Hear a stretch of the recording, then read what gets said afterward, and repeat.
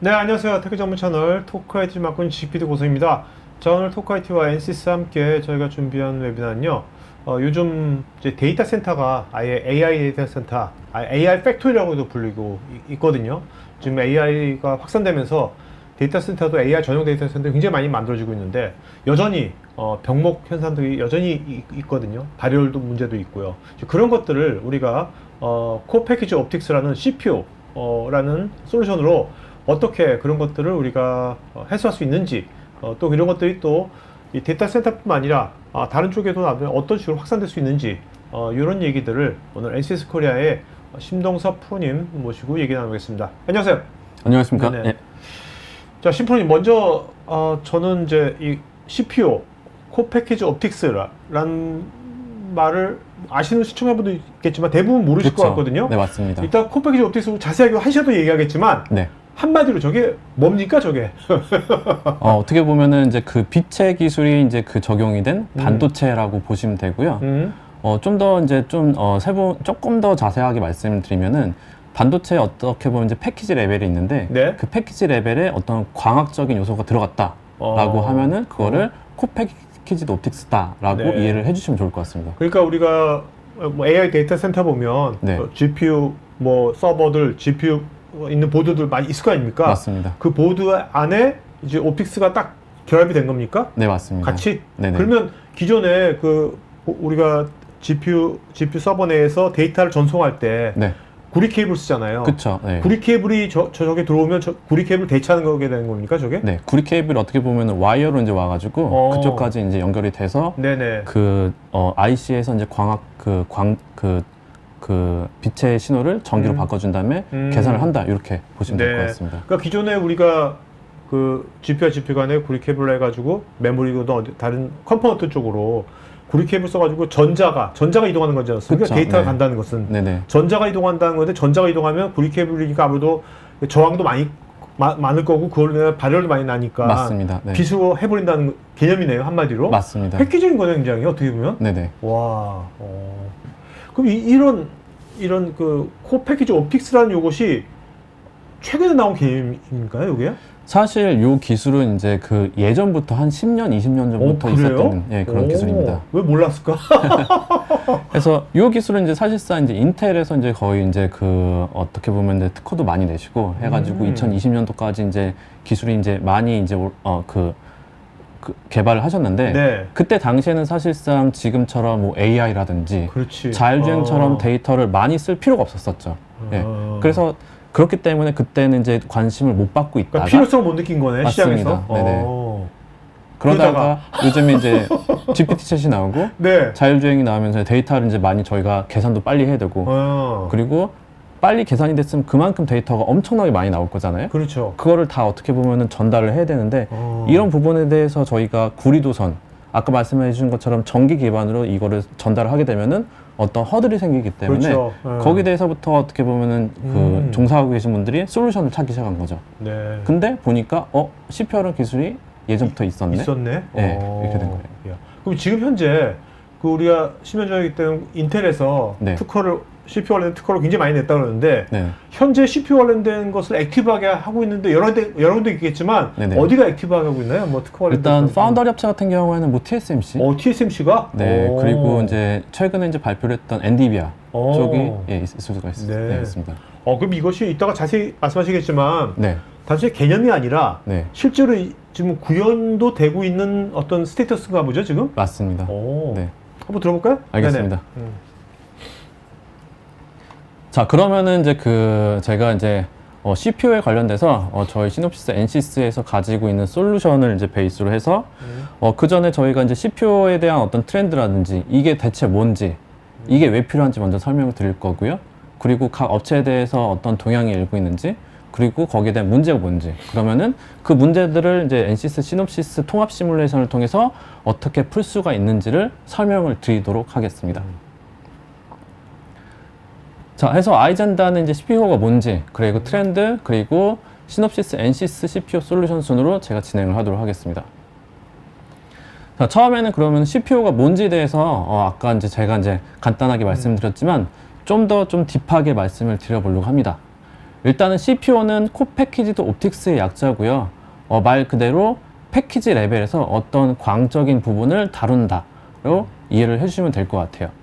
그래서 지금 여기에 이제 그림을 보실 수가 있고 각 세대별로 어떻게 보면 이제 변하는 순서를 보실 수가 있는데 맨 왼쪽에 있는 이제 퍼스트 제너레이션 같은 경우에는 이제 다들 아시고 계신 것처럼 플러그를 저희가 이제 그 광 케이블을 이 보드에 직접 꽂는 형태로 보시면 됩니다. 네네. 자, 그러면은 이 타입 같은 경우에는 외부에서 광 케이블을 통해서 들어오는 광 신호가 이쪽에서 한번 전기로 바뀐 다음에 오케이. 바뀐 전기들이 엄청나게 복잡한 전선들을 따라가서 요 처리 장치에 들어가겠죠. 그러니까 저 전선은 저 구리가 되는 겁니까? 맞습니다. 전선은? 예. 오케이. 그래서 이 그림에서 보시면은 이 주황색으로 표시가 되어 있는 이 라인을 구리라고 보시면 됩니다. 예. 오케이. 그러니까 어떻게 보면 요 보드 밖에 시스템 밖에까지 광 케이블 오는 거고. 네, 그다음에 현재는 구리를 따라서 전자로 가는 거네요. 맞습니다. 칩으로 가는 거네. 그래서 네네. 오케이. 네. 현재는 다 이렇게 구현되고 있겠네요. 현재는 거의 다. 예, 맞습니다. 예. 거의 모든 이제 그렇죠? 그 렉에서 네. 이제 이런 식으로 구현되어 네네. 있습니다. 자, 그러면 이렇게 했을 때 이제 그 발생하는 문제가 뭐냐면은 첫 번째로 저희가 어떻게 보면은 자동차로 제가 이제 예를 들어 볼게요.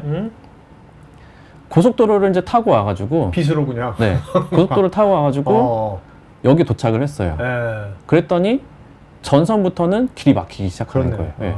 그럼 일단 답답하죠. 빨리 나는 데이터를 전송을 해줘야 되는데 그러면은 그 국도에서 저희가 이제 시동을 켜고 있기 때문에 휘발유가 들어가잖아요. 그렇죠. 그럼 전력이 또 그만큼 들어가는 겁니다. 열도 나는 거고 더. 열도 나고. 예. 그래서 이런 식으로 해가지고 구리를 이제 타고서 전기가 흐르게 되면은 거기에 대한 전력이라든지 아니면 반응 속도 그리고 두 개를 더 실어 날라야 되는데 하나밖에 실어 날리지 못하고 이런 부분이 있습니다. 예. 자, 그러면은 어떻게 보면 그러면은 그 구간을 좀 줄이면 되겠구나 라고 해서 2세대 모델을 보시면은 좀 더 안으로 들어갔구나. 좀 보드 안쪽으로 들어온 걸 볼 수가 있습니다. 네. 예. 여전히 구리선 쓰고 있네요, 그래도. 네, 그래도 쓰고 있습니다. 근데 지금 이 부분 어떻게 보면 이제 전철을 타고 왔다고 생각을 해주시면 돼요. 예. 네네네. 그래도 이제 저희가 답답하다고 느끼잖아요. 그러니까 라스트 마일이 항상 남아 있는 거네. 맞습니다. 예. 이왕이면 제 집까지 고속도로가 뚫려가지고 모든 걸 다 빠르게 받으면 좋잖아요. 예. 그래서 생각을 해주신 게 그러면은 처리 장치까지 이 광신호를 다 고속도로 뚫어가지고 오케이. 가지고 오자. 라고 해가지고 3세대 모델, 4세대 모델로 이제 진화를 CPU네, 저게. 예정입니다. 예. 저게 코패키지 옵틱스네. 맞습니다. 예. 그래서 이 처리 장치에서 직접적으로 광신호를 전기신호로 바꿔주거나 네. 아니면 처리 장치에서 만든 전기신호를 광신호로 바꿔가지고 다시 외부로 보내준다. 이런 개념이 CPU로 보시면 되겠습니다. 네. 네. 그러니까 이게 이제 AI처럼 대용량의 뭔가 이렇게 데이터를 보내야 되고 계산을 엄청나게 많이 해야 되는 그런 필요성이 요즘 와서 막 부각이 되니까 네. 이런 거에 대한 수요가 절실하게 느껴지는 거겠네요. 맞습니다. 네. 자, 그러면 데이터 센터를 운영하는 입장에서 보면은 지금 여기서 보면 전선이 이제 많기 때문에 전력이 많이 들잖아요. 그렇죠. 그래서 센터를 운영을 함에 있어서 이제 전력에 대한 어떤 부담금도 많이 드실 수가 있고, 그리고 다시 말씀드린 것처럼 여기서 이제 어떻게 보면 열이 발생하기 때문에 이걸 냉각을 시켜주기 때문에 거기에 대한 어떤 에어컨에 대한 어떤 유지 보수비 냉방비. 이런 부분들이 무지막지하게 이제 들게끔 되어 있습니다. 예. 그리고 엎친 데 덮친 격으로 GPU 요즘에 되게 많이 사용하시잖아요. 네네. 예. 그렇기 때문에 데이터에 대한 어떤 사용성에 대한 어떤 그 요구라든지 데이터 처리를 빨리 해야 되기 때문에 이런 모든 이제 이런 이제 그 조건들이 만나가지고 지금 대안이 CPU가 가장 좋지 않을까라고 네. 생각을 하는 계기가 있습니다. 어떻게 보면 요즘 그래서 이렇게 AI 데이터 센터 지을 때 그 전력이 가장 큰 이슈거든요. 맞습니다. 그래서 요즘 보면 그 발전소 바로 옆에다 짓기도 하잖아요. 그것 네네. 때문에. 네네. 네. 근데 이런 CPU 기술이 진짜 이것이 상용화돼서 현실화가 확산된다면 네네. 그런 이슈가 굉장히 많이 줄어들겠네요. 맞습니다. 네. 자, 그럼 전력을 좀 쉽게 저희가 한번 말씀드려 볼게요. 왜 전력이 더 많이 드는지. 제가 지금 작게 얘기를 하고 있습니다. 그렇죠? 아마 안 들리실 거예요. 방금 제가 작게 얘기를 했습니다. 예. 네, 네. 그러면 얘를 출력을 해주기 위해서 마이크를 달던지 네. 아니면 뭔가 해서 보상을 해줘야 됩니다. 예. 그래서 전력을 더 많이 쓴다는 얘기죠. 그러면은 이쪽에서 손실이 된 전력을 보상을 해줘야 되기 때문에 전력이 더 많이 되는 거죠. 네. 예. 하지만 제가 바로 마이크를 대든지 아니면 PD님 바로 옆에서 얘기를 하면은 더 이상의 에너지를 쓸 필요가 없죠. 그렇죠. 예. 그런 개념으로 해가지고 전력이 더 안 든다라고 보시면 될 것 같아요. 네. 네. 자, 지금까지는 소파 굉장히 맥센스한데 네. 자, 이것이 뭐 구현될 때 어떤 또 이슈도 있는지 여러 가지가 있겠죠? 그죠? 네, 맞습니다. 네. 계속 한번 가볼까요? 네. 알겠습니다. 자, 그럼 CPU가 이제 가지고 있는 장점 중에 이제 하나가 이제 전력을 하나 말씀드렸고요. 그리고 두 번째는 대역폭이 있습니다. 예. 네. 전선 하나가 가질 수 있는 대역폭이 물리적으로 정해져 있다고 합니다. 예. 그래서 현재 저희가 이제 쓸 수 있는 대역폭에 대한 한계가 지금 거의 다 왔고요. 그거를 이제 대안으로 CPU가 해결할 수가 있다라고 이제 말씀들을 많이 해주시고 있는데 어떤 의미냐면은 전선 하나에는 전기 하나가 신호가 흘러가잖아요. 그렇죠. 근데 광 케이블에는 빛이 흘러갑니다. 그렇죠? 근데 빛은 저희가 빨주노초 파란보가 있죠. 그렇죠? 네.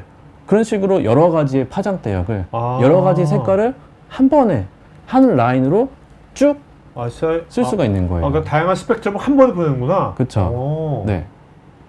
그리고 이제 제가 이제 스펙트럼으로 이제 말씀드려서 어떻게 보면은 빛의 색깔로도 말씀드렸지만 빛에 대한 어떤 이제 평광에 대한 이제 속성이 있습니다. 예를 들어서 빛이 위아래로 흔들리거나 아니면은 좌우로 흔들리는 이런 이제 속성들이 있거든요. 그렇게 하면 저희가 또 채널을 또 분할을 시켜줄 수가 있는 거예요. 아, 네. 이런 식으로 해서 대역폭을 엄청나게 확장을 시켜줄 수가 있습니다. 그래서 이런 식으로 구리도선이 가지고 있는 어떤 대역폭의 한계를 이런 이제 빨주노포 파란보 이런 식으로 해가지고 대역폭을 이제 많이 늘 수가 있다라는 네네. 부분이 있습니다. 네. 그래서 이런 이제 이유 때문에 이제 CPU가 이제 각광을 받고 있고요. 그리고 이제 이런 이제 CPU가 각 업체에서 어떻게 사용이 되고 있는지를 한번 말씀을 드려보고 싶습니다. 그래서 최근에 엔디비아에서 이제 발표가 있었습니다. 네. 어떤 발표가 있었냐면 두 제품에 대해서 발표를 해주셨고요. 지금 제가 슬라이드에서 말씀을 드리고 싶은 이제 기술은 이 이제 그 두 제품에 CPU라는 기술이 포함이 됐습니다. 두 제품은 저 맨 왼쪽에 있는 스펙트럼 X하고 퀀텀 X 말씀하시는 건가요? 맞습니다. 예. 아마 각각 25년도 그리고 26년도에 각각 이제 그 제품이 이제 나올 것으로 네네. 보고 있습니다. 그리고 흥미로운 부분은 뭐냐면은 이 제품을 이제 그 소개를 할 당시에 CPU에서 이제 들어가는 어떤 기술적인 부분들을 좀 더 세분화해서 설명을 해주신 부분이 있어요. 자, 그럼 이제 저희가 이제 빛을 사용하기 때문에 외부에서 어떻게 보면 빛을 받아들여야 되잖아요. 네. 그래서 빛이 들어가는 이제 부분, 저희가 옵티컬 인풋 아웃풋이라고 하는데 이런 부분이 적용이 되었다라고 한번 말씀 이제 이쪽에서 발표를 해주셨고요. 그리고 이제 빛이 이제 그 여기 안에 있는 이제 그 엔진으로 들어가게 되면은 뭔가 연산을 해야 되잖아요. 네. 그러면은 어떻게 보면은 IC라고 해서 직접 회로해서 어떤 연산을 하게끔 되어 있는데 요즘은 이 CPU화라는 이제 개념 때문에 EIC를 두 개로 나눠서 저희가 이제 이야기를 하고 있습니다. 하나가 일렉트리컬 IC라고 해서 그러니까 예전 IC네. 맞습니다. 전자로. 예, 기존에. 오케이. 예, 그래서 기존의 IC를 저희가 일렉트리컬 IC라고 많이 부르기 시작했고요. EIC. 네네. 그리고 광자를 어떻게 보면 이제 빛을 저희가 이제 연산을 하기 위해서 PIC라고 해서 포토닉 IC라고 부르게 됐습니다. 네네. 그래서 왼쪽 요 하단에 이제 박스를 보시면은 이 CPU라는 기술은 이제는 IC를 2종로 나눠서 EIC, PIC로 나눠서 이런 부분들의 기술이 필요하다. 네. 그리고 이런 부분들을 어떻게 보면 이제 잘 어울리는 이제 기술이 필요하다라고 이제 이야기를 해주신 그럼 부분이 있습니다. 엔비디아의 저 스펙트럼 X나 퀀텀 X 저기는 PIC도 있는 거겠네요? 그 CPU라는 패키지 안에 네. EIC, PIC가 있습니다. 아, 네. 네, 구성이 있습니다. 예. 그러니까 저것은 엔비디아의 기존의 모든 것을 고리 케이블 저게 다 없앤 게 아니라 일부만 한 거겠죠? 맞습니다. 저게? 네. 그래서 어떻게 보면은 예전에 이제 그 외부에서 이제 광 케이블로 에서 이제 그 받아들인 광 신호를 네. 전기로 바꾼 다음에 처리 오케이. 장치까지 갔다고 하면은 지금은 이 기술을 통해서 처리 장치까지 신호를 바로 가지고 온다라고 개념을 이해를 해주시면 될 것 같아요. 네. 네. 자, 그래서 이제 그 아무래도 이제 그 저희가 어떻게 보면은 광을 이제 수송을 해야 되니까 광 케이블에 대한 이제 그 기술도 필요하고요. 그리고 광 케이블에 대한 어떤 커넥터, 그리고 이제 저희가 아무래도 빛을 다루다 보니까 어떤 빛이 나는 어떤 그 컴포넌트가 필요하잖아요. 네. 그래서 그 레이저에 대한 부분도 지금 다루고 있습니다. 예. 그래서 기존 이제 시놉시스의 솔루션을 이제 통해서 사실상 EIC라든지 PIC 그리고 마이크로 렌즈, 파이버 커넥터에 대한 부분 등을 저희가 이제 다루고 있었습니다. 그러니까 기존에 뭐 구리 케이블 그 EIC 네. 그 일렉트로닉 IC만 있을 때하고는 PIC가 생기면서 이런 또 다양한 또 새로운 컴포넌트들이 많이 또 필요해지는 거네요. 맞습니다. 네. 저런 것들을 앞으로 이제 어떻게 설계할 때도 어떻게 잘 반영시킬까도 되게 큰 이슈겠네요, 저런 것들을. 맞습니다. 그래서 지금 이제 그 엔지니어 분들께서 이런 부분들을 어떻게 잘 설계를 할지, 그렇죠. 어떻게 잘 만들지, 네. 어떻게 효율을 잘 뽑을지 이런 부분에 대해서 고민들을 많이 해주시고 있습니다. 네네. 자, 지금 엔비디아만 이렇게 좀 하고 있는 건가요? 아니면 다른 뭐 칩 만드는 데들도 이런 식으로 뭔가 이런 동향이 뭐 있는 건가요? 현재? 네, 맞습니다. 해서 있어요? 제가 이제 거기에 대해서 이제 다음 장표를 한번 준비를 네네. 해봤는데요. 첫 번째는 칩 메이커입니다. 네. 많이들 하네 지금 이미. 네. 그래서 지금 CPU 관련돼서 이제 지금 이제 활동 중이신 이제 칩 메이커들은 뭐 시스코라든지 네. 브로드컴, 인텔, 그리고 방금 저희가 이야기를 했던 엔비디아, 엔비디아. 그리고 AMD, 그리고 다 하네, ERL, 뭐. 이런 부분들이 지금 다 하고 계십니다. 네. 그래서 엔비디아 같은 경우에는 아무래도 이제 네트워킹이라든지 그 GPU에 관련된 CPU를 적용을 하려고 계시고요. 그리고 인텔 같은 경우에는 앞서 이제 말씀드렸던 것처럼 뭐 특허라든지 아니면 데모 제품을 시험을 통해 가지고 그 인텔이 가지고 있는 CPU에 대한 기술들을 지금 많이 보여주고 계시고요. 그리고 브로드컴 같은 경우에는 제가 알기로는 CPU 기술을 이제 그 가장 아마 처음에 그 적용을 한 업체라고 제가 알고 있습니다. 네. 그래서 코패키지드 옵틱스 안에 PIC라는 IC가 들어가고 이 IC에 링 모듈레이터라고 해서 광 신호를 변조를 시켜줄 수 있는 컴포넌트가 있는데 네. 이거를 최초로 사용을 한 업체가 아마 브로드컴으로 제가 알고 있습니다. 자, 해서 지금 이런 식으로 네트워크에 대한 부분도 지금 이제 사용이 되고 있고요. 그리고 당연히 AI 네. 쪽도 지금 이제 활발하게 사용을 하려고 하고 계십니다. 그럼 이런 것이 뭐 엔비디아가 그 일부만 이걸로 이제 COP 써가지고 한 건데, 네. 그럼 이런 것들이 뭐 AMD건 일반적인 그 엔비디아건 GPU 만드는 데들이 실제로 뭐 자기네 제품 라인업에 이것이 돼가지고 나오는 거는 한 언제 정도, 한 몇 년도 정도 후라고 개인적으로 예측을 하세요? 한다면? 일단은 뭐 벌써 이제 지금 말씀드렸던 이제 그 업체들이 일단은 시작을 하고 계신데 네. 아마 저희가 이제 보통 이제 많이 이제 보게 될 시점은 한 5년에서 10년 정도 5년, 10년? 되지 않을까 네. 예, 사용을 보고 기대를 하고 있습니다. 그러니까 왜냐면 이거 한다면 실제로 이제 칩을 설계하는 이제 파운드리까지 다 가야 되는 거니까. 그죠? 네네. 자, 그러면 파운더리를 말씀해 주셨으니까 저희가 파운더리를 한번 네네. 이야기를 해보도록 하겠습니다. 자, 코패키지 옵틱스에서 대표적인 두 개의 파운더리는 현재 TSMC하고 삼성으로 제가 말씀을 드릴 수 있을 것 같아요. 그래서 TSMC 같은 경우에 한 7년이라든지 10년 전부터 지금 이 솔루션에 대해서 이제 연구라든지 논문을 많이 내셨고요. 10년 전부터요? 예, 대단하다. 맞습니다. 그래서 이쪽에서 이제 그 낸 논문들을 이제 보시면은 저희가 주목해서 이제 볼 수 있는 부분은 여기 있는 파워라든지 아니면 이제 그 지연에 대한 부분인데 네. 기존 저희가 이제 그 광 케이블 직접 꽂는 타입을 저희가 그 타입을 기준으로 잡고요. CPU가 완전하게 어떻게 이제 그 상용화가 됐을 때 보시면은 파워가 10배 네. 정도 지금 저희가 이제 이해도 볼 수 있고 레이턴시도 거의 없는 것처럼 지금 네, 보고가 네. 되고 있습니다. 아, 데이터가 벌써 맨 왼쪽은 1.6 테라bps인데 맨 오른쪽은 12.8 테라bps네요. 네, 맞습니다. 10배가 예. 높네. 그래서 이제 성능이라든지 아니면 이제 효율적인 부분들이 네. 엄청나게 이제 많이 개선이 될 것으로 지금 저희가 보고 있습니다. 파워가 저기 10분의 1이라는 것은 그만큼 뭐 그 데이터 센터가 소유하는 에너지 같은 것이 저걸로는 굉장히 줄어든다는 건데 맞습니다. 저게 가장 큰 임팩트겠네요, 저게.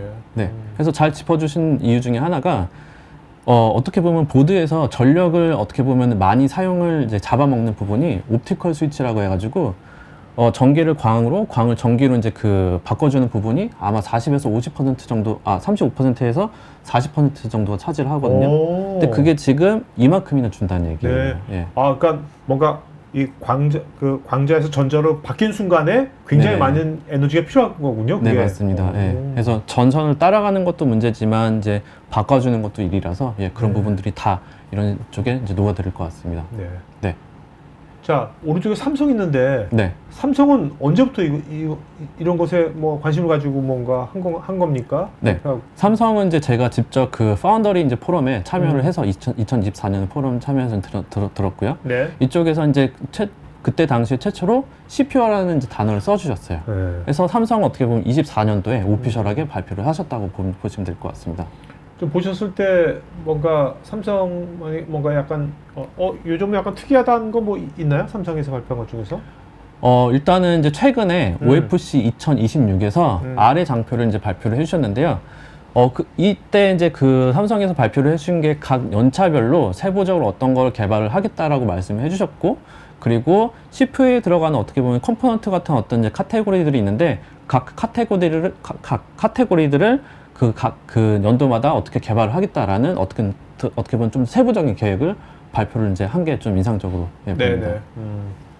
그러니까 파운드리가 이런 그 콜패키지 옵틱스 CPU를 파운드리가 뭐 이것을 완전히 이걸 좀 잘 설계단에서 끝나는 게 아니라 실제 구현 단계까지 파운드리가 어느 해놓는다는 것은 이 CPU가 완전히 생산 자동화 뭐 이런 레벨까지 간다는 얘기겠네요. 아마 그거를 목표로 두고 하지 않을까 네. 생각을 하고 있습니다. 네. 네.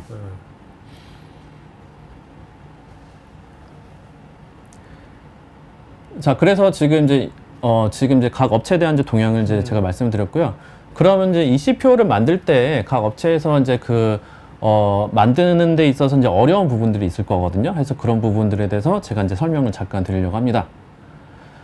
자, 요거는 이제 그 TSMC에서 발표한 부분인데요. 사실상 이제 여러 문제가 있습니다. 뭐 파워 쪽이라든지 SiPi, 그리고 광학 쪽, 그리고 스트레스에 대한 부분이 있는데, 이 모든 것에 대한 중심이 지금 서멀로 중심이 돼가지고 문제가 발생을 한다라고 지금 보고를 하고 있어요. 그래서 사실상 CPU를 이제 만들 때 여러 가지 복합적인 부분들이 있는데, 아무래도 열이 다시 중심이 돼가지고 뭔가 일어나지 않을까라고 지금 예상을 하고 있습니다. 그러니까 이게 일반 칩에 그 옵틱스 관련된 거를 딱 붙이는 거지 않습니까? 네. 콜패키지니까. 네, 맞습니다. 붙이면 뭔가 접촉해서 뭐 열이 나면 얘가 열로 인해 가지고 뭔가 빛을 쏠 때 각도가 좀만 달라지더라도 네네. 굉장히 큰 칩인 거 아닙니까? 네, 그런 것들? 맞습니다. 네. 네네. 그리고 또 어떻게 보정할 거냐 뭐 이런 것 여러 가지가 있겠네요, 진짜. 네, 맞습니다. 뭐 예를 들어서 이제 아까 광 케이블 얘기를 했었는데, 어떻게 보면 이제 케이블이 이제 칩으로 이제 연결이 되는 타입이 이제 뒤에 말씀드리지만 이제 여러 가지 종류가 있는데, 칩하고 이제 그 광 케이블하고 연결될 때 만약에 이게 이제 열에 의해서 틀어졌다. 그럼 얼라이먼트가 틀어지는 거잖아요. 그렇죠. 그럼 그 말은 내가 원하는 에너지를 신호를 못 받는다는 얘기랑 이제 동일한 개념입니다. 그렇기 때문에 문제가 좀 심각해질 수가 있죠. 예. 그래서 저희가 항상 열에 대한 부분을 놓칠 수가 없고요. 두 번째는 이제 광학 소자 자체가 열에 대해서 좀 민감한 이제 애라서 저희가 이제 과학적으로도 열에 대한 부분들을 많이 신경을 쓰고 있습니다. 그래서 아까 이제 NDVI 발표를 이제 아마 다 보신 분들은 아시겠지만 아까 그 카드 뒤에는 아마 쿨러가 2개가 들어 있을 거예요. 아, 네. 그래서 열적인 부분을 잡아주기 위해서 2개 정도가 들어가는 게 아닐까라고 예측을 하고 있습니다. 네.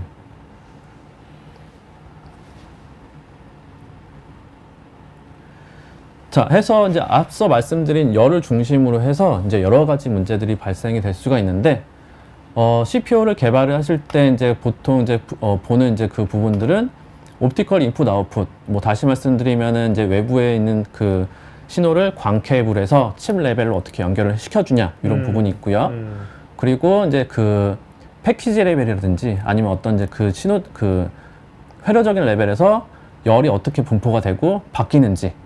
그러면은 거기에 따라서 시그널 인테그리티가 어떻게 이제 그 보장이 되는지, 그리고 파워 인테그리티라든지 ESPI, 그리고 포토닉스 인테그리티 서킷이라고 해가지고 광회로에서 그 광 소자들이 잘 작동을 해가지고 저희가 원하는 이제 그 엔지니어 분들께서 원하는 회로의 특성이 잘 나오는지, 그리고 열에 대해서 이제 그 패키지가 휘어지는지 안 휘어지는지 이런 부분들을 지금 관심 있게 보고 있으십니다. 네. 자, 해서 이런 부분들을 저희가 이제 그 해결을 하기 위해서, 그리고 도움을 드리기 위해서 지금 이따가 네. 말씀 요 각 분야별로 네네. 이런 것들에 대한 뭔가 그 시뮬레이션 해야 될 거 아닙니까? 그쵸. 그런 것에 대한 솔루션들은 다 이미 다 준비가 되어 있는 겁니까? 준비도 되어 있고 여기 말고 이제 더 이제 많은 이제 요구 사항에서는 저희가 개발도 이제 하고 있고요. 네, 알겠습니다. 자, 해서 이제 여러 가지 제품들로 저희가 이제 소개를 드릴 건데, 예, 지금 이제 아무래도 이제 이 코팩이드 옵틱스라는 게 광에 대한 부분이니까 저희가 갖고 있는 광에 대한 이제 솔루션에 대해서 잠깐 말씀을 드리고서 넘어가려고 합니다. 자, 일단 저희 광 사업부에서는 이제 크게 3개 제품이 있습니다. 그래서 루메리컬, 지맥스, 스피어스라는 제품이 있고요. 루메리컬 같은 경우에는 PIC에 특화가 된 이제 제품으로 보시면 되고, 그 다음에 지맥스라고 해가지고 기하광학 쪽에 대한 설계를 이제 다루는 제품이 하나가 있습니다.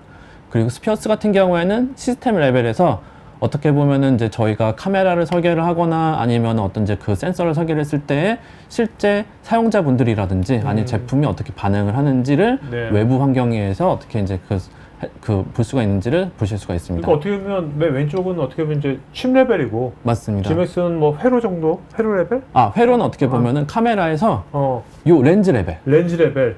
보시면 됩니다. 오른쪽은 완전 시스템 레벨이고. 맞습니다. 네. 예. 그래서 CPU 같은 경우에는 지금 현재 이 루메리컬이라는 제품하고 그리고 지맥스라는 제품을 다루고 있고요. 그 이유는 광학이 사실상 분야가 이제 여러 가지로 나뉠 수가 있거든요. 뭐 예를 들어서 기하광이라든지 파동광학, 뭐 이제 뭐 양자광학으로 나뉠 수가 있는데 파동광학을 다루는 부분을 이제 그 루메리컬이라고 보시면 되고요. 네. 그리고 지맥스는 좀 큰 기하광학 네. 레벨로 보시면 됩니다. 자, 파동광학이랑 기하광학 또 하나 뭐 있다지? 파동광학, 기하광학. 지금 이렇게 두 개만 보시면 두 개. 됩니다. 오케이. 네. 자, 파동광학과 기하광학 네네. 요걸 좀 쉽게 설명해 주신다면 구분해 주세요. 애정남처럼. 기하광학은 어떻게 보면 저희가 공을 던졌을 때 네. 그 벽을 맞고서 이제 튕기잖아요. 그렇죠. 그래서 어떤 특정한 이제 각도를 이제 갖고서 빛이 튕기는 거를 계산을 하는 거를 기하광으로 보시면 오케이, 되고요. 오케이. 그리고 만약에 빛이 파도처럼 일렁일렁이면서 만약에 퍼져나간다 네네. 라고 하면 그거를 파동광학으로 보시면 네. 되겠습니다. 그 기하광학은 주로 어떤 분야에 저 기하광학이 좀 쓰일까요? 기하광학 같은 경우는 저희가 눈에 볼 수 있을 정도의 그 컴포넌트 레벨. 지금 보시면 저희가 렌즈 같은 경우는 저희가 눈으로 확인할 수가 있잖아요. 네네. 이 정도는 저희가 기하광학으로 저희가 커버를 할 수가 있고요. 만약에 눈에 보이지 않는 초미세 영역의 레벨 같은 경우에는 빛이 파동의 성질을 띠기 오케이, 때문에 오케이. 그때는 루메리컬을 사용을 한다라고 보시면 될 것 같아요. 그 자율주행차 같은 경우에 보면 네, 라이더 있잖아, 라이더. 네네. 라이더는 기하광학인가요? 아니면 파동광학인가? 눈에 보이니까 기하광학인가, 라이더는? 아, 두 개라고 보실 두 개 수가 다? 있습니다. 예. 네. 그거를 제가 뒤에서 잠깐 설명을 그래요? 네. 드리고 싶은데, 네. 그래도 될까요? 네네네. 알겠습니다. 예. 너무나 잘 짚어주신 게 사실상 모든 광학 시스템에서는 하나의 제품만 쓰는 게 아니고 두 개라든지 세 개의 제품을 지금 쓰고 있습니다. 왜냐하면은 어떤 이제 시스템을 저희가 설계를 할 때 기하 광학에 대한 부분만 다루는 게 아니고 파동 광학까지 보시는 분들이 많으세요. 네. 그래서 지금 여기 보시면 제가 케이스를 옵티컬 센싱 시스템이라고 해가지고 카메라라든지 아니면 EOIR 그리고 라이다로 해서 가지고 와봤는데 카메라로 지금 제가 한번 예를 들어보겠습니다. 일단 저희가 눈에 보이는 부분은 저희가 쉽게 받아들일 수가 있으니까 렌즈 영역. 렌즈 영역은 지금 지맥스로 해서 저희가 이제 저희가 계산을 할 수가 있고요. 그리고 그 렌즈를 통해서 센싱이 되는 부분 같은 경우에는 파동광학 영역으로 저희가 계산을 해야 되거든요. 네. 그래서 이 CMOS라든지 아니면 어떤 센서 부분에 대해서는 루메리컬이 사용이 되고 있습니다. 예. 오케이. 자, 그럼 여기서 지금 아까 라이다를 말씀해 주셨잖아요. 그럼 라이다 제품을 뜯어보시면은 앞에서 저희가 어떻게 보면 빛을 이제 받아들이는 렌즈 파트가 있고요. 네. 그리고 받아들였으면 저희가 전기로 다시 변환을 해야 되잖아요. 그렇죠. 얘처럼. 인식을 해야 되니까. 예. 그래서 인식이 되는 부분을 루메리컬.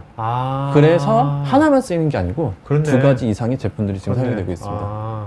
그러니까 이게 빛이 렌즈까지 와가지고 네.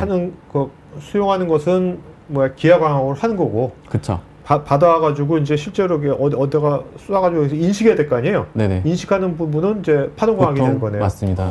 네. 네. 자, 이렇게 해가지고 이제 실제 이제 각 사업분에서 이런 식으로 이제 세 가지 제품이라든지 두 가지 제품을 원하는 형태, 원하는 컴포넌트, 목적에 따라서 이렇게 같이 그러면 사용을 하고 있습니다. 이미 루메리카라고 지맥스는 네. 이미 현재 이미 많이 쓰이고 있겠네요, 지금 이미 예, 시장에서 많이, 예. 시장에서 많이 쓰이고 시장에서 있겠네. 많이 쓰시고 있습니다. 예.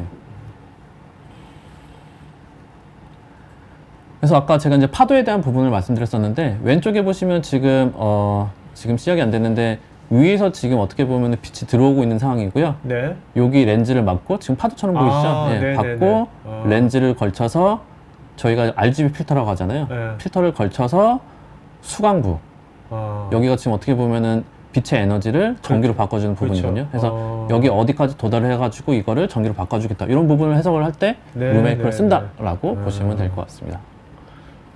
어떻게 NCS는 이런 지금 이 CPU가 나오기 전부터 활성화되기 전부터 이런 것들을 했기 때문에 네네. 이런 했던 그 루메리카나 GMAX를 CPU에서도 똑같이 이용할 수 있는 거네요. 어떻게 보면. 그렇게 보셔도 되는데 죄송합니다. 사실상 이제 루메리컬은 픽에 아예 특화가 됐다고 보시면 돼요. 아, 네. 그래서 제가 한번 루메리컬에 대해서 뒤에 잠깐 더 설명을 네네. 드리려고 합니다. 알겠습니다. 자, 그래서 루메리컬에 대해서 잠깐 더 설명을 드리려고 합니다. 왜냐하면 제가 전 슬라이드에서는 제가 이제 빛에 대한 부분만 제가 설명을 드렸었는데 픽이라고 하는 광소자는 네. 그 빛을 어떻게 보면 모듈레이션을 시켜야 되잖아요. 네. 그러면 어떤 정기적인 특성에 의해서 빛에 대한 변조를 만들어줘야 된다는 거거든요. 그래서 빛을 변조를 시켜주는 방법이 어떻게 보면 두 가지가 있는데 하나는 빛이 통과하는 길에다가 전기를 걸어주면은 그 길에 대한 과학적 특성이 바뀌어가지고 그 나가는 빛의 성질이 바뀌게 됩니다. 아, 네. 그래서 정기적인 부분을 다뤄야 되고요. 두 번째는 열, 아까 말씀드렸던 열 있잖아요. 열에 의해서 그 지나가는 통로에 대한 과학적인 특성이 바뀌어가지고 이런 부분들을 이용해서 다시 저희가 변조를 할 수가 있어요. 그래서 여기 보시면은 멀티피직스라고 해가지고 전기에 대한 부분이라든지 열이란 이런 부분을 다 저희가 루메리컬에서 다룰 수가 있습니다. 그러니까 빛하고 열하고 전기. 요 그래서 멀티피직스네. 맞습니다. 이런 것들을 다 해야 예. 되니까. 네, 맞습니다. 예. 그래서 이제 뭐 제품을 다 소개를 드린 것보다 픽의 관점에서 네네. 빛이 통과를 해야 되니까 네. 빛 통과를 해줘야 되는 그 설계를 할 수 있는 프로그램이 하나 필요하고요. 소프트웨어가 하나 필요하고 통과를 했을 때 저희가 얘를 모듈레이션을 시켜야 되니까 모듈레이션을 시켜줘야 되는 이제 그 멀티피직스라는 제품이 필요하고 그러면은 길에 대해서 저희가 어떤 특성을 이제 그 결과를 이제 얻은 거잖아요. 그러면은 소자를 시뮬레이션에서 끝나는 게 아니고 회로로 넘겨야 되니까 이거를 어떻게 보면 라이브러리화 해가지고 그 서킷 엔지니어 분들한테 어떤 심볼이라든지 라이브러리를 던져줘야 되거든요. 아, 오케이. 예, 그래서 그런 부분까지 지금 루메리컬에서 다 담당을 하고 있습니다. 그러니까 서킷 레벨 엔지니어들은 복잡한 거 알 필요 없이 컴포넌트 레벨 알 거 없이 자기네 예, 가지고 와서 픽 회로만, 예, 오케이. 픽 회로만 네. 이 루메리컬 인터커넥터에서 계산을 하시는 이제 루프로 보시면 될 것 같습니다.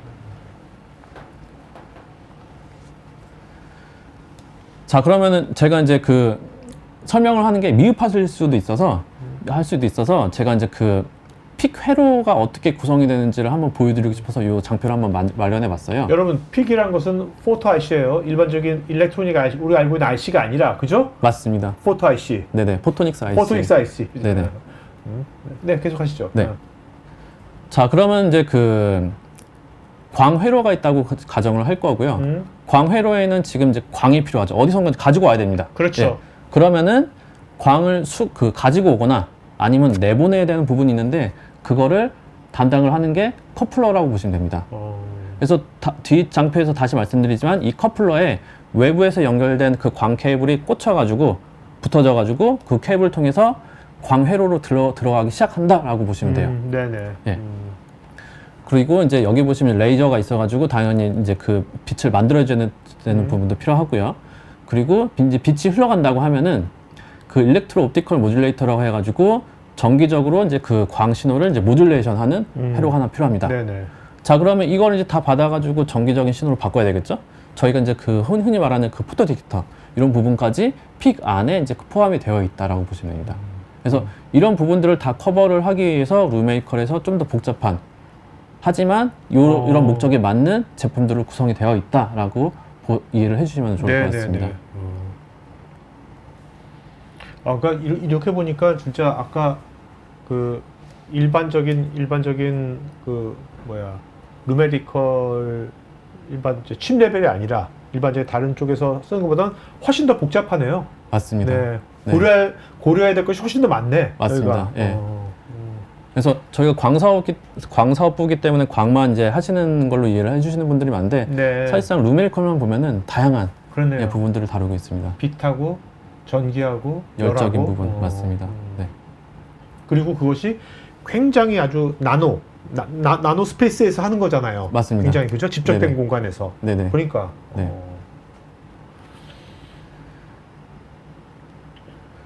자, 그러면 실제로 이제 그 포토닉 서킷을 어떻게 설계를 하는지 제가 순서를 좀 마련을 해봤습니다. 자, 보통 이제 그 레이아웃이라고 해가지고 회로가 생긴 모양을 이렇게 그리기 시작해요.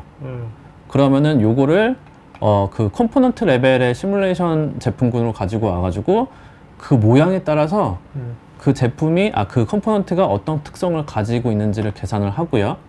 여기서 나온 결과를 컴파일링이라고 해가지고 저희가 이제 나중에 어떤 라이브러리를 이제 그 회로 디자인을 하시는 분들한테 심볼로 넘겨줘야 되는데 그 심볼을 만들어주는 작업을 합니다. 오케이.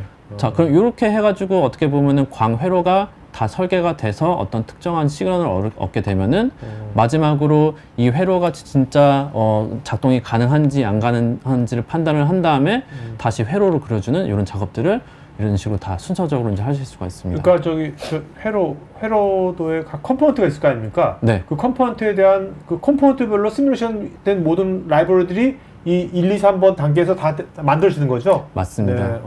네. 그러니까 전체 컴포넌트 레이어까지 이 회로 설계할 때 어떻게 보면 비유하자면 디자 트윈을 다 해볼 수 있는 거네. 맞습니다. 네? 네. 회로 할 때 회로 네네. 설계자가. 맞습니다. 네. 그건 굉장히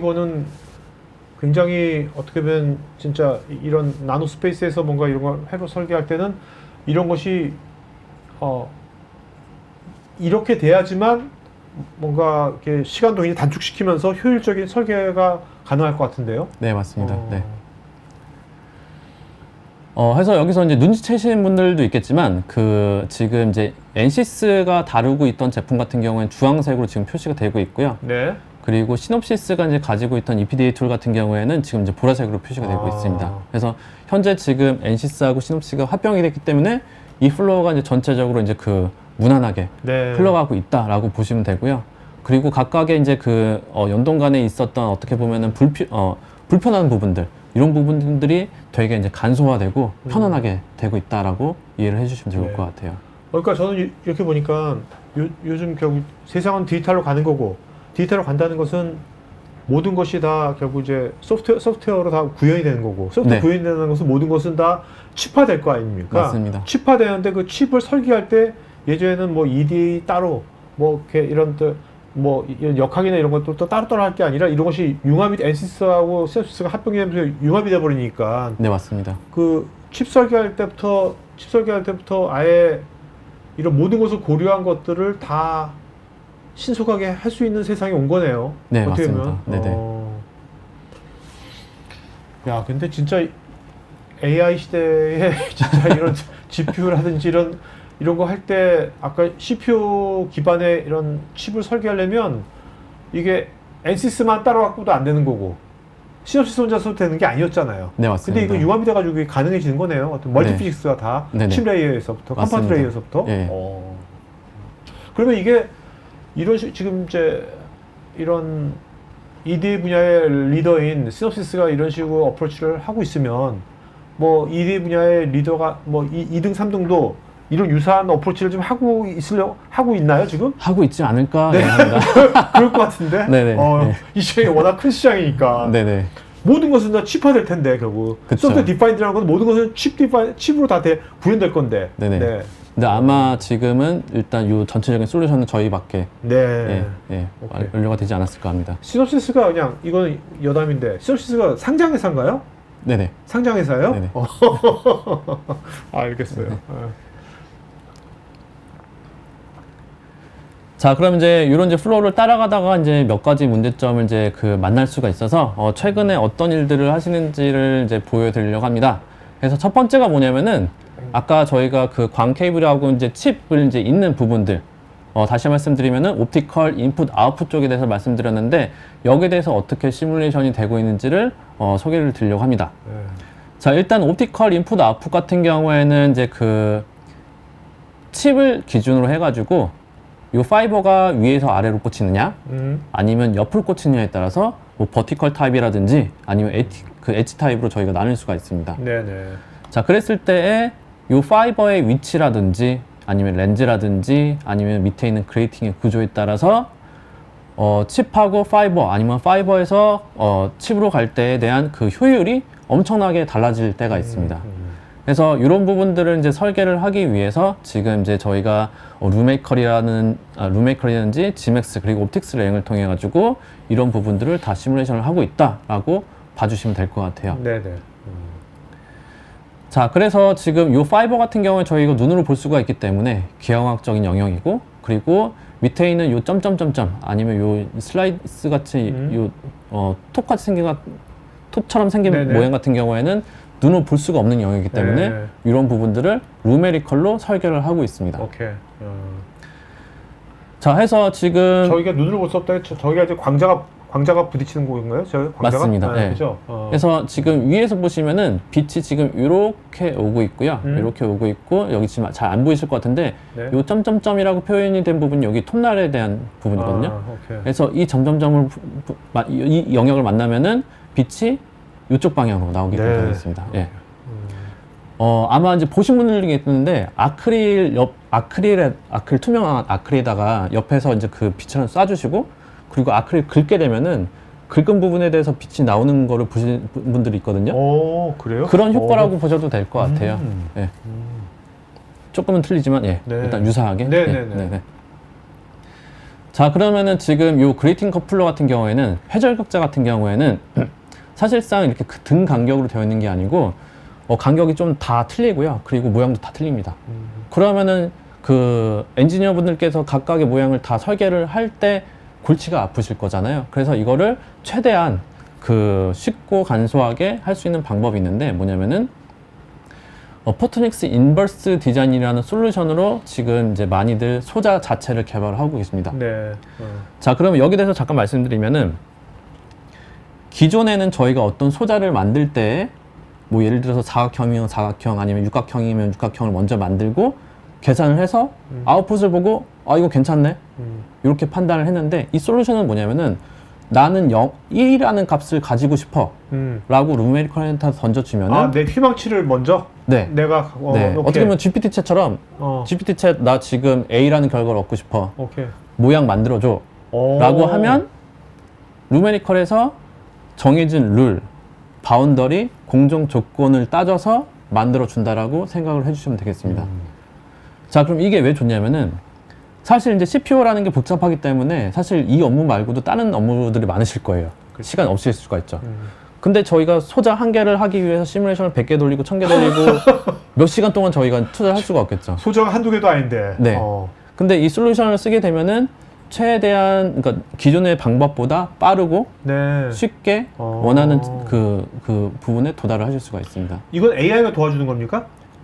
알고리즘이 따로 알고리즘이 있어서 따로 있구나. 네, 오케이. 루메리컬을 사용하신 분들은 다 지금 이거를 사용하실 수가 있습니다. 네. 자, 그럼 이 솔루션 잠깐 더 좀 소개시켜드리고 싶은데 네.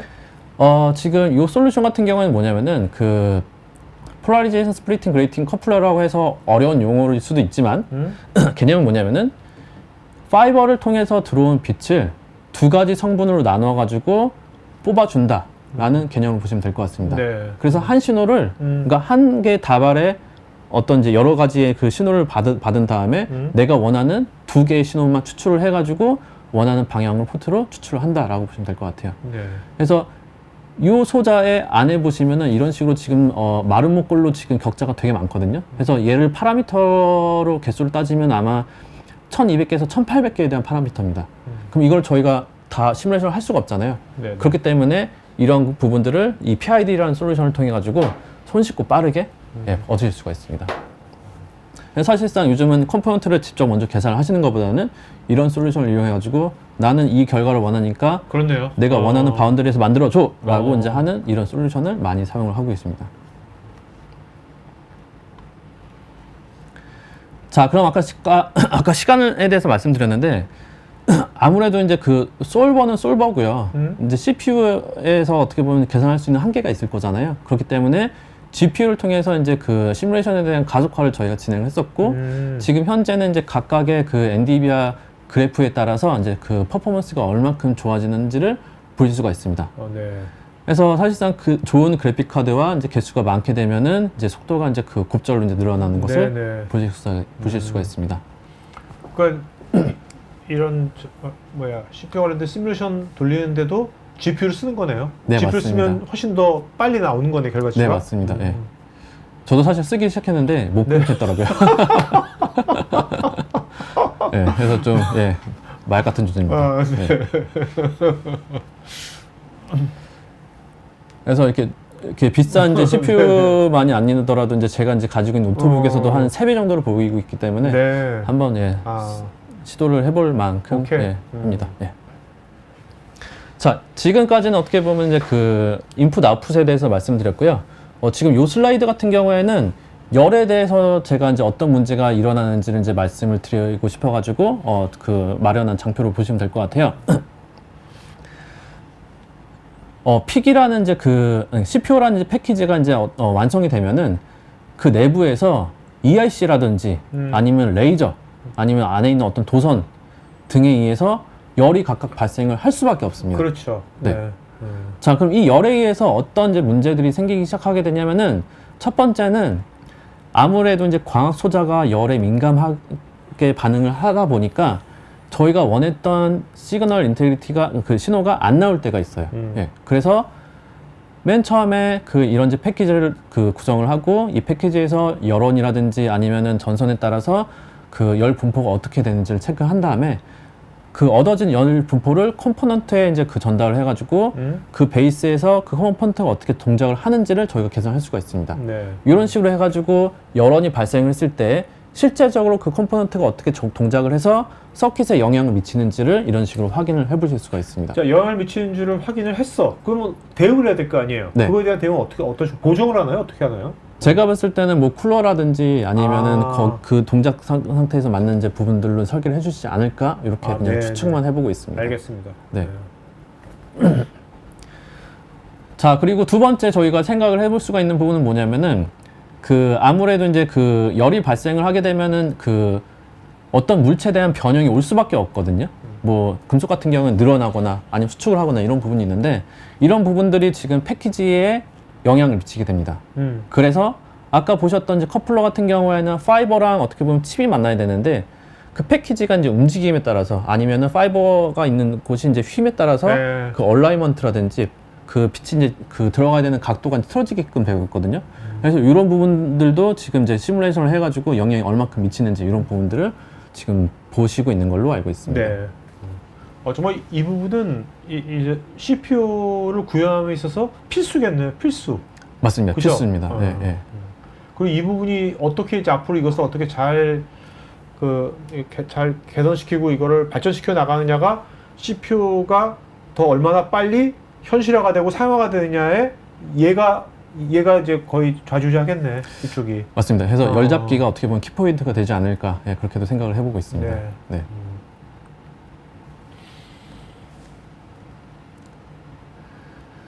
자, 그러면 이제 마지막으로 이제 합병이 돼가지고 이제 CPU를 개발하시는 분들이 어떤 게 더 편해졌고 그리고 어떤 부분들에 대해서 이득을 보실 수 있는지를 제가 정리를 해봤는데요. 크가지 세 개에 대한 포인트가 있습니다. 하나는 이제 컴포넌트를 이제 개발하시는 분들, 그리고 두 번째는 이제 그 광회로를 이제 광회로를 이제 그렇죠. 개발하시는 분들, 그리고 나머지는 패키지 레벨에서 EIC, PIC를 같이 보셔야 되는 분들에 대한 관점을 한번 준비를 해봤습니다.